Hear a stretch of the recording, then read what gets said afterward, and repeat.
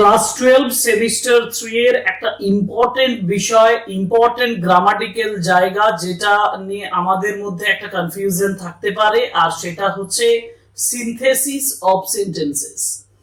তো যাই হোক, আজকে আমরা এই ক্লাসটাতে তোমাদেরকে জানাবো সিনথেসিস অফ সেন্টেন্সেস বলতে কি বোঝায়, আর সিনথেসিস অফ সেন্টেন্সটা সম্পর্কে বলতে গিয়ে কিভাবে সেগুলো সমাধান করা যাবে, এই সম্পূর্ণ বিষয়টা তোমাদেরকে এখানে আলোচনা করে দেব।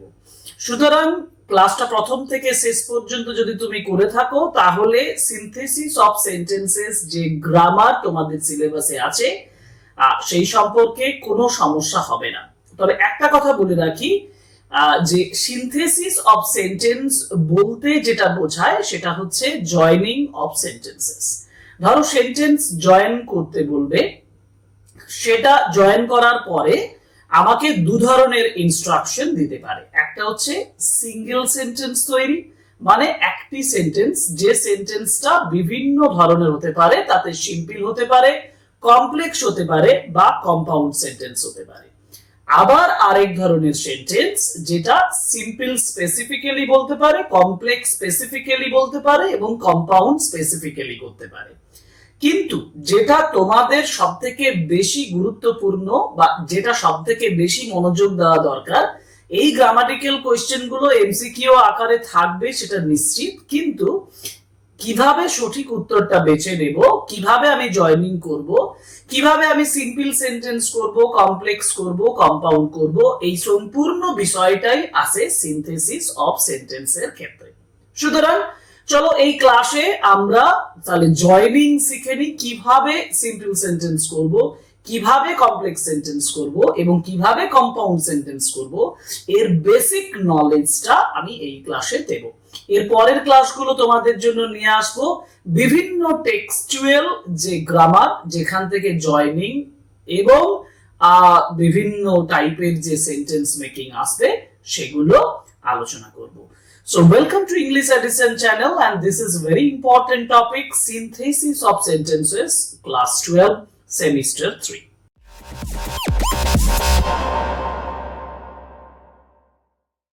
আচ্ছা, প্রথমত আমি যেটা বলবো তোমাদেরকে সেটা হচ্ছে যে যদি তুমি এটা জানতে চাও যে what is the synthesis of sentence, সেটা আমি শুরুতেই বলে দিলাম যে সিনথেসিস অফ সেন্টেন্সেস বলতে বোঝায় joining of the 2 or 3 or more than 3 sentences।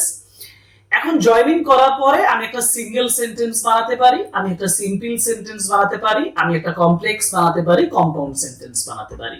কিন্তু প্রশ্নটা হলো যে কিভাবে বানাতে পারি বা কোন কি প্রসেসে করলে আমার সেটা পারফেক্ট আমি বুঝতে পারবো। তাহলে তোমাকে বুঝতে হবে যে আমি যে সেন্টেন্সটা করলাম সেটা কারেক্ট কিনা। তাহলে সেটা বুঝতে গেলে বেসিক যে সিম্পল, কমপ্লেক্স, কম্পাউন্ড এবং সিঙ্গেল সেন্টেন্স এর সম্পর্কে ধারণা থাকা দরকার। আমি প্রথমে যেটা নিয়ে আলোচনা করব সেটা হচ্ছে সিম্পল সেন্টেন্স। একটা কথা মনে রাখবে যে সিম্পল সেন্টেন্স বলতে কি বোঝায়। সিম্পল সেন্টেন্স মানে একটা সেন্টেন্স যেটাতে একটি মাত্র ফাইনাইট ভার্ব থাকবে। সেন্টেন্সের ভেতরে একটি ফাইনাইট ভার্ব থাকবে, মানে তোমরা সচরাচর যেখানে দেখে থাকো হু, হুইচ, হোয়াট, দ্যাট ইত্যাদির যে ব্যবহারগুলো, সেই ব্যবহারগুলো কিন্তু থাকবে না। অথবা অ্যান্ড, বাট, অর, সো ইত্যাদি দিয়ে যে জয়েন গুলো করা থাকে সেন্টেন্সে, এরও কোনো উল্লেখ আমরা পাবো না। তাহলে সিম্পল সেন্টেন্স মানে একটি সেন্টেন্স যে সেন্টেন্সের মধ্যে একটি মেন ভার্ব বা ফাইনাইট ভার্ব থাকবে। সেক্ষেত্রে একাধিক নন ফাইনাইট ভার্ব থাকতে পারে। নন ফাইনাইট ভার্বকে আমরা তিনটে ভাগে ভাগ করে থাকি। এক নাম্বার হচ্ছে পার্টিসিপল, দু নাম্বার হচ্ছে জিরান্ড এবং তৃতীয় নাম্বার হচ্ছে ইনফিনিটিভ। তাহলে সিম্পল সেন্টেন্স তৈরি করতে গেলে পার্টিসিপলের মাধ্যমে সিম্পল সেন্টেন্স করতে পারি, আমরা জিরান্ডের মাধ্যমে সিম্পল সেন্টেন্স করতে পারি, আমরা ইনফিনিটিভ ব্যবহার করে আমরা কি করতে পারি, সিম্পল সেন্টেন্স করতে পারি। কিন্তু সিম্পল সেন্টেন্স করতে গেলে এই প্রসেসগুলোর পরেও আরো কিছু প্রসেস থাকে, সেটাও তোমাদেরকে এখানে দেখিয়ে দেব। যেমন প্রথম যে সেন্টেন্সটা আমি আলোচনা করছি, দেখো স্ক্রিনে ভালোভাবে লক্ষ্য করো, যেখানে বলেছি by using a participle. Participle হচ্ছে দু ধরনের, একটা প্রেজেন্ট পার্টিসিপল, একটা পাস্ট পার্টিসিপল, যখন ভার্বের সঙ্গে আইএনজি যোগ করা থাকে এবং সেটা ভার্ব এবং অ্যাডজেক্টিভ হিসেবে কাজ করে, তখন সেটাকে বলে পার্টিসিপল। এক্সাম্পলটা দেখো, এক্সাম্পল দেখলে তুমি বুঝতে পারবে যে পার্টিসিপলটা আমি কেমন ভাবে ব্যবহার করছি। যেমন হি স মি কাম, একটা সেন্টেন্স আমি বলেছি, দেখো হি স মি কাম। ওকে, তো হি স মি কাম এই সেন্টেন্সটাতে আরেকটা সেন্টেন্স আছে, হি র্যান অ্যাওয়ে। ওকে, সে চলে গিয়েছিল।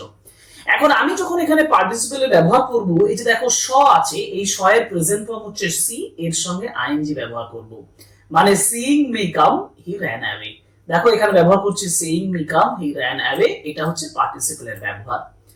একই রকম ভাবে he was tired he rested for a while, এখানে যখন বি ভার্ব আছে, এই বি ভার্বের সঙ্গে ওয়াজিং বা ওয়্যারিং হয় না, এখানে বিইং হয়, যেহেতু be verb be plus ING বসাই।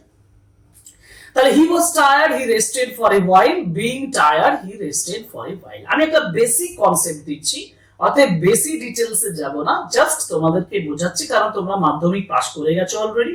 মাধ্যমিক পেরিয়ে যাওয়ার পরে এইগুলো একটু ঝালিয়ে নেওয়া।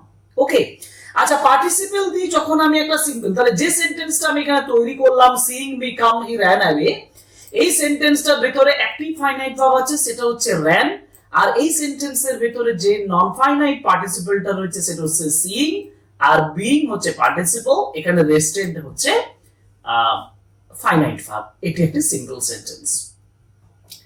পার্টিসিপেলের পরে যেটা নিয়ে আসি সেটা হচ্ছে ইনফিনিটিভ। ইয়েস, ইনফিনিটিভ মানে হচ্ছে টু প্লাস ভার্ব। যেমন একটা এক্সাম্পল বলি, তাহলে আরো সহজ হয়ে যাবে তোমাদের বোঝাটা। হি হ্যাজ মেনি সন্স, তার অনেকগুলো ছেলে আছে, he has to educate them. দেখো হি হ্যাজ মেনি সন্স দিয়ে লিখবো two educate them.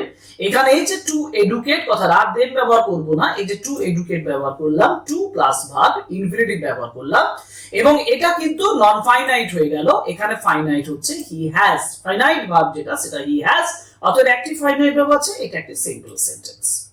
Second, he is very weak and he can not walk, এর মধ্যে হি ইজ এখানে ব্যবহার করতে হবে টি ডব্লিউ টু, মানে he is too weak to walk. এটা আমরা ব্যবহার করেছি সো দ্যাট ব্যবহার করে যখন কমপ্লেক্সে করি। He is too weak to walk, he is so weak that he can not walk. Okay, এটা গেল ইনফিনিটিভের ব্যবহার। এবার আমরা ব্যবহার করব অ্যাডভার্ব অর অ্যাডভার্বিয়াল ফ্রেজ। এটা কিভাবে ব্যবহার করব, একটা এক্সাম্পল দিই। অ্যাডভার্ব বা অ্যাডভার্বিয়াল ফ্রেজ ব্যবহার করলে, যেমন হি ফেলড, সে ব্যর্থ হয়েছিল। ইট ওয়াজ আনফরচুনেট, এই আনফরচুনেটটাকে যদি আমি অ্যাডভার্ব হিসেবে ব্যবহার করি হবে কি আনফরচুনেটলি। আমি এক কথায় ব্যবহার করব আনফরচুনেটলি হি ফেলড। দেখো এখানে একটাই ফাইনাইট ভার্ব, এটা সিম্পল সেন্টেন্স, আর এখানে যে আনফরচুনেটলি ব্যবহার করলাম এটা একটা অ্যাডভার্ব হিসেবে ব্যবহার হয়েছে, অর্থাৎ unfortunately he failed. Second sentence, he returned home, it was evening at the time. He returned home, it was evening at the time.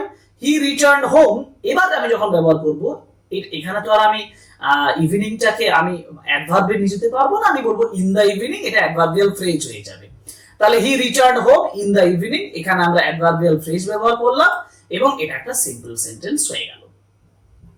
Okay, next যেটা বোঝার আছে সেটা হচ্ছে অ্যাবসলিউট ফ্রেজ। এটা একটা ইম্পর্টেন্ট জিনিস আছে যেটা তোমার বোঝার অত্যন্ত জরুরি বিষয়। অ্যাবসলিউট ফ্রেজ আমরা কিভাবে ব্যবহার করব, এটা খুব গুরুত্বপূর্ণ বিষয়। অ্যাবসলিউট ফ্রেজ ব্যবহার করি যখন আমরা হ্যাভিং এর ব্যবহার করে থাকি। যেমন the sun set we began our march. এখন সূর্য সেট করেছিল, আমি যদি the sun having set we began our march, তাহলে দ্য সান ব্যবহার করার পর আমি কি ব্যবহার করলাম, হ্যাভিং ব্যবহার করলাম। This is called absolute phrase. এই ক্ষেত্রে the dinner was over we left the place, এই যে দেখো the dinner মাঝে being over we left the place। আচ্ছা, এখানে having টা ফার্স্ট সাবজেক্টের পরে বসছে, the sun having set R the dinner being over। আচ্ছা, এখানে তোমার মনে প্রশ্ন জাগতে পারে যে স্যার having টা তো মাঝে বসলো, কেন আমি having টা মাঝেই বসাবো শুধু? এটা আমি যদি আগে বসিয়ে দিই, আগে বসিয়ে দিলে মিনিংটা চেঞ্জ হয়ে যাবে। কি রকম না, having set we began our march মানে the sun having set হচ্ছে না, having set মানে we having set হয়ে যাচ্ছে, মানে we have set হয়ে যাচ্ছে, তাই না? অতএব মানেটা পাল্টে যাচ্ছে। এক্ষেত্রে অ্যাবসলিউট ফ্রেজ আমরা ব্যবহার করতে পারি যখন দুটো সেন্টেন্স যখন জয়েনিং করতে যাচ্ছ, দুটো সেন্টেন্সের দুটো যে সাবজেক্ট আছে সেটা আলাদা আলাদা হবে এবং কজ এবং ইফেক্ট সেন্সে হবে। কজ এবং ইফেক্ট সেন্স হতে হবে এবং ফার্স্ট এবং সেকেন্ড সেন্টেন্সের যে সাবজেক্ট গুলো সেই সাবজেক্ট গুলো আলাদা আলাদা হতে হবে। এখানে সাবজেক্ট আছে দ্য সান, এখানে আছে উই, এখানে সাবজেক্ট আছে দ্য ডিনার, এখানে আছে উই। অতএব the sun having set we began our march and the dinner being over we left the place, this is called absolute phrase। এভাবে absolute phrase ব্যবহার করেও আমরা সিম্পল সেন্টেন্স করতে পারি। আচ্ছা, এরপরে যেটা নিয়ে আলোচনা করব সেটা হচ্ছে by using noun phrase in apposition। Rabindranath Tagore, the great poet wrote Gitanjali. মনে পড়ছে? Rabindranath Tagore, the great poet road Gitanjali. এই যে দেখো কমা দিয়ে আমি রবীন্দ্রনাথ ট্যাগর সম্পর্কে যখন বললাম a great poet, this is called apposition. এটাকেই অ্যাপোজিশন বলা হয়। এক্সাম্পল বলছি দেখো, Akbar was empire of India, he was one of the greatest kings of his time. আমি লিখবো Akbar, the empire of India was one of the greatest kings of his time. Comma দেব Akbar, the empire of India, this is called noun in apposition. Delhi was once the capital of India, it has regained the honor। আমি করব Delhi once the capital of India has regained the honor। Last যেটা দিয়ে আমরা simple sentence করে থাকি সেটা হচ্ছে prepositions with a noun or জিরান্ড। আমরা প্রিপোজিশন ব্যবহার করি যখন জিরান্ড ব্যবহার করি। যেমন he came you had already left, মানে he came after your departure। এটা কি করলাম? আমি একটা নাউন ব্যবহার করলাম, তার আগে একটা প্রিপোজিশন ব্যবহার করলাম। দেখো he came after your departure, noun ব্যবহার করে করছি। আবার he worked very hard, he did not sleep, he worked very hard without any sleep। তাহলে জিরান্ড কিভাবে ব্যবহার করব? তাহলে এই সেন্টেন্সটা, সেকেন্ড সেন্টেন্সটা he worked very hard, he did not sleep, এটা যদি জিরান্ড ব্যবহার করি তাহলে আমি ব্যবহার করব by working very hard, কারণ সাবজেক্ট দুটো সেম আছে, হি এখানেও হি। তাহলে আমি বলবো by working very hard he did not sleep, তখন এটা হবে জিরান্ড। কেন? জিরান্ড নাউনের মতন কাজ করে, by working very hard। অথবা আমি যদি ওয়ার্কিং হার্ড করে দিই তাহলে কিন্তু সেটা পার্টিসিপল হয়ে যাবে। by working করার জন্য বা after working very hard করার জন্য যেহেতু প্রিপোজিশনটা বসাচ্ছি এবং তারপরে ভার্বের সঙ্গে আইএনজি বসছে, তখন সেটা নাউনের মতন কাজ করছে এবং তার জন্য এটাকে বলা হয় জিরান্ড। এই যে টপিকগুলো আমি এখন আলোচনা করলাম তোমাদের সামনে, এই টপিকগুলো এইভাবেই আমরা সেন্টেন্স, সিম্পল সেন্টেন্স তৈরি করে থাকি। এবার তোমার কাছে বিভিন্ন টেক্সচুয়াল কোয়েশ্চেন আসবে, তুমি এই যে সকল প্রবলেম সলিউশনের সমাধানের পদ্ধতিগুলো বললাম, রুলস গুলো বললাম, সেই রুলস গুলো অ্যাপ্লাই করলেই তুমি ইজিলি সিম্পল সেন্টেন্স তৈরি করে দিতে পারবে। সেগুলো আমরা তৈরি করব ওয়ান বাই ওয়ান, বিভিন্ন টেক্সট থেকে লাইন তুলে তুলে তোমাদেরকে বোঝাবো। আমরা পরের ক্লাসেই করব গ্রামার, যেটা joining synthesis of sentences from the night train at Deoli written by Ruskin Bond. Ruskin বন্ডের নাইট ট্রেন অ্যাট দেউলি থেকে যে সকল ইম্পর্টেন্ট, মানে যে সকল সেন্টেন্স গুলো জয়নিং এর জন্য আসতে পারে, সিম্পল কমপ্লেক্স কম্পাউন্ড সেন্টেন্স তৈরি করার ক্ষেত্রে আসতে পারে, সেগুলো আমরা পরের ক্লাসে আলোচনা করব। সুতরাং আবার যে ক্লাসগুলো, সেই ক্লাসগুলোর সঙ্গে অ্যাটাচ থাকো, সাবস্ক্রাইব দ্য চ্যানেলটা সাবস্ক্রাইব করো এবং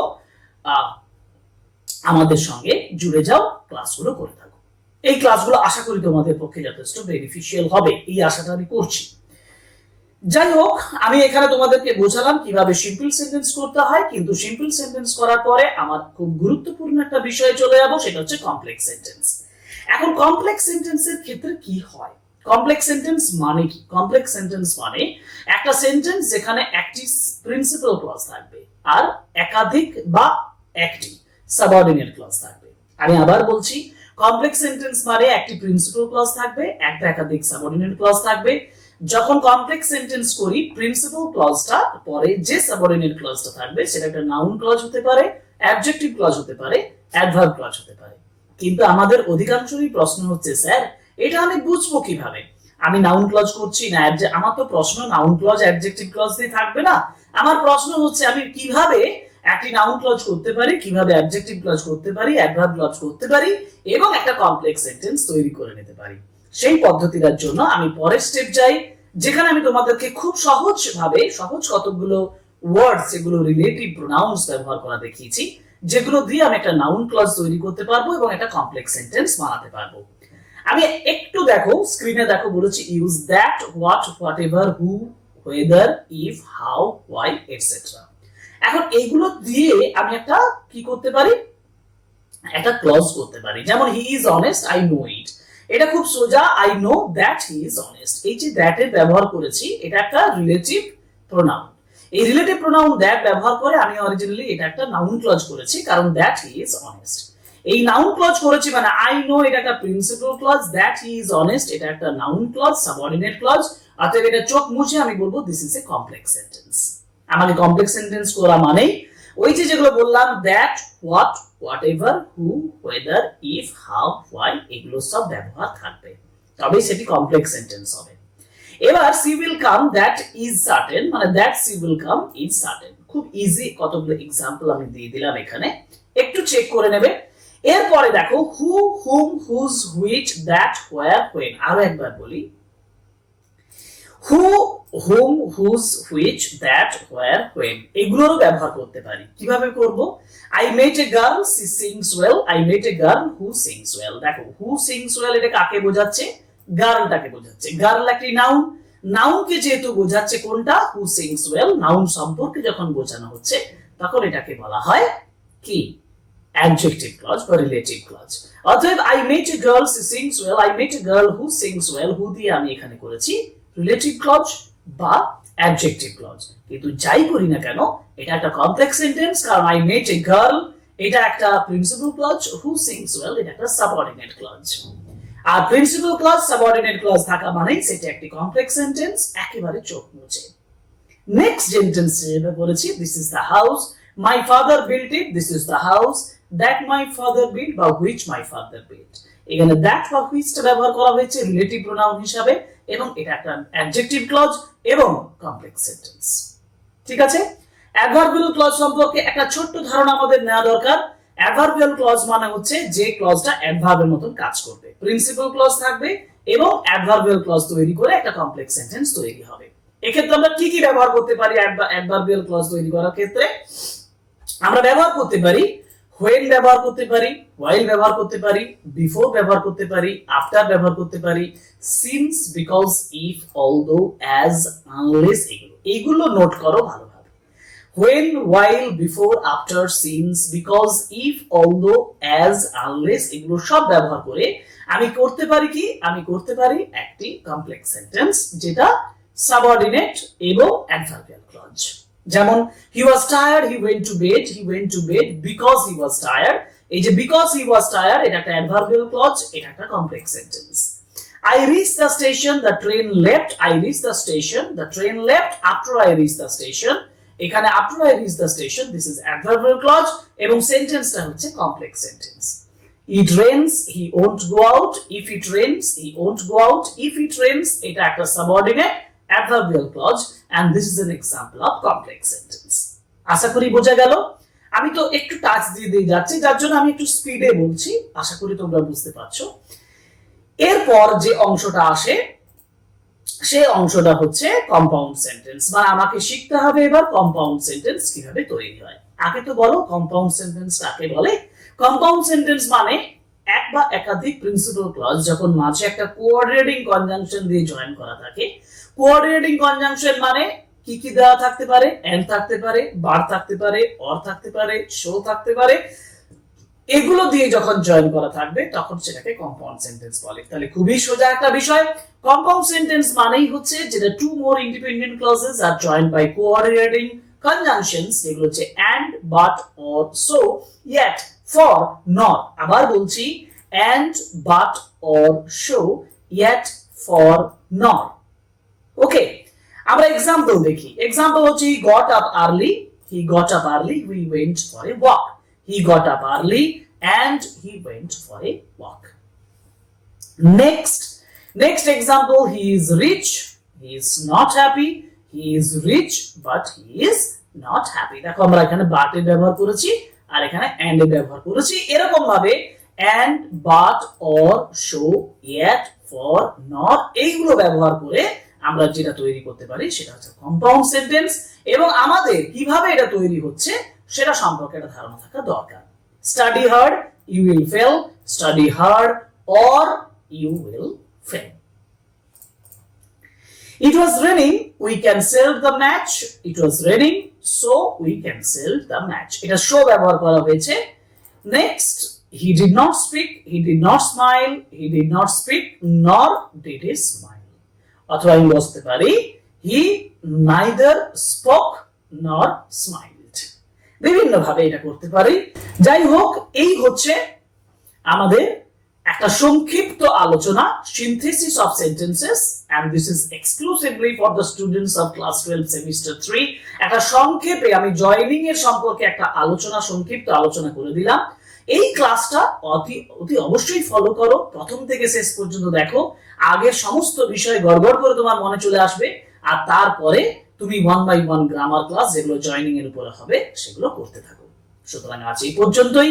পরের ক্লাসে আবার তোমাদের সঙ্গে দেখা হবে, একটা নতুন ক্লাস নিয়ে আসবো, এবং পরের ক্লাস নিয়ে আসবো বিভিন্ন যে সেন্টেন্স গুলো, যেগুলো the night train at Deoli by Ruskin Bond, সেখান থেকে ইম্পর্টেন্ট যে sentences for making, for joining, for making simple sentence, complex sentence and compound sentence, এক কথায় synthesis of sentences আলোচনা করব পরের ক্লাসে। সুতরাং আজকে ক্লাস এখানেই শেষ করছি। Thank you very much, good by.